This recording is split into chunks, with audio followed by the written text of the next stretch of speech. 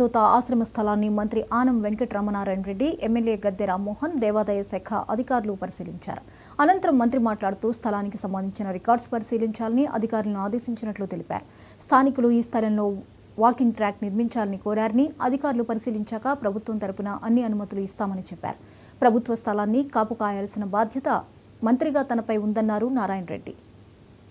వైద్యం చేస్తూ అప్పుడు ఉన్నటువంటి పరిస్థితుల్లో చాలా మందికి నయమయ్యేదని, ఆయన హస్తవాసి మంచిదని చాలా మంది ఆయన దగ్గర వైద్యానికి వచ్చేవాళ్ళు. అయితే ఇవాళ ఆయన లేరు, ఆయన కాలం చేశారు. ఆయనకు వారసులు లేరు, కుటుంబము లేదు. కాకుంటే ఎప్పుడు కూడా ఏదైనా ఒక ఆశ్రమము లేకుంటే ఒక ట్రస్ట్ ఏర్పడితే ఎవరు లేకపోయినా ఎవరో ఒకరు పుడుతూ ఉంటారు వారసులం అని చెప్పి. అటువంటి పరిస్థితులే ఉన్నాయి ఇక్కడ. ఈ అవధూత ఆశ్రమానికి రావాలని చెప్పి మన ఎమ్మెల్యే రామ్మోహన్ రావు గారు, అట్లాగే ఎమ్మెల్సీ అశోక్ బాబు గారు, ఇక్కడ ఉన్నటువంటి స్థానికులందరూ అడిగితే నేను 2-3 రోజుల క్రితమే రావాల్సింది, సమయం లేక రాలేదు. ఆయుర్వేద వైద్యం చేస్తూ అప్పుడు ఉన్నటువంటి